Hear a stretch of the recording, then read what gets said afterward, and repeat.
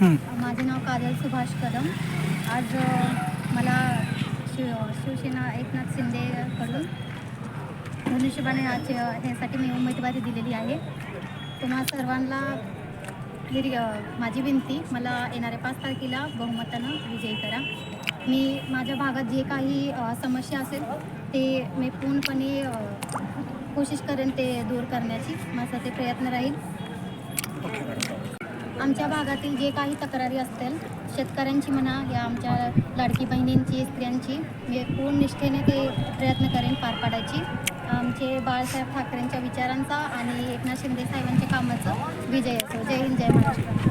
जिल्ह्याचे सुपुत्र आपले उपमुख्यमंत्री, माजी मुख्यमंत्री एकनाथजी शिंदे साहेबांच्या माध्यमातून आज खटाव तालुक्यामध्ये शिवसेनेचे धनुष्यबाण या चिन्हाचे रोपटं या दक्षिणेतून कृषी सावळी या जिल्हा परिषद गटातून इथं आलेलं आहे.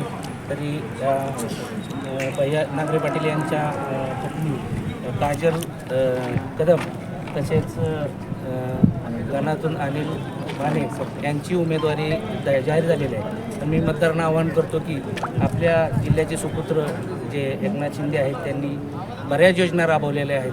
त्या योजना आजही चालू आहेत आणि लाडक्या बहिणींसाठी ज्यांनी जी घोषणा केली त्यामध्ये ते कुठेही मागं पडलेले नाहीत. त्यामुळं आपली लाडकी बहीण समजून आपल्या उमेदवाराला भरघोस मतांनी निवडून द्यावे हीच विनंती करतो.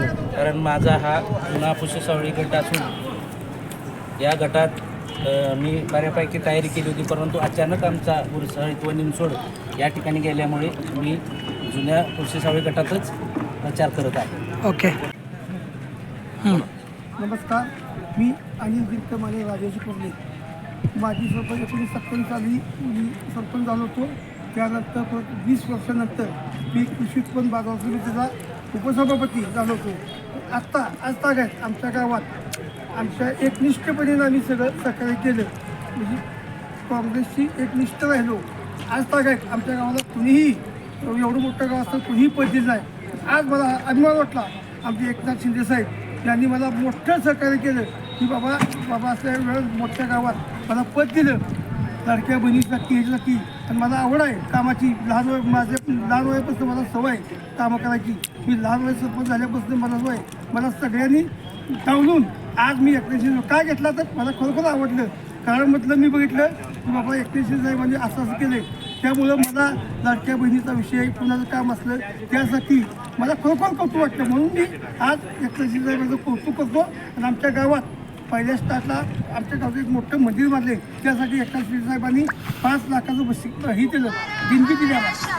त्यामुळे मला कौतुक वाटतं. आमच्या गावाचा गिरगुळवाडी, राजेश कुर्ले, गोरेगाव वांगी, पुस्तवली, तुम्हाला सांगतो परत वडी, कलंबी, उंची ठाणे, त्या पुस्तवली सर्व पुस्तवली घरातील सर्वांचा मला आशीर्वाद आहे. त्याचं मी 10 वर्ष मला सगळे ओळख येते. मी सगळे मी असा बोलता की सर्वसामान्य शेतकरी कुटुंब व्यवसाय त्यांच्या घरांशाहीने माझ्याकडे नाही. मी लहान फक्त गावची पुस्तकं घेतली ती. त्यामुळं मला एकनाथ खरोखर आमच्या गावावर आत्तापर्यंत एवढ्या 25 वर्ष निवडणुका झाली जिल्हा परिषदेच्या. सर्व निकाल विजयी निकाल हे आमच्या गावातून केले. कोणी 250 मतांनी निवडून आलं, कोणी 100 मतांचा निसटता विजय झाला. तो विजय केवळ आमच्या गावामुळे झाला.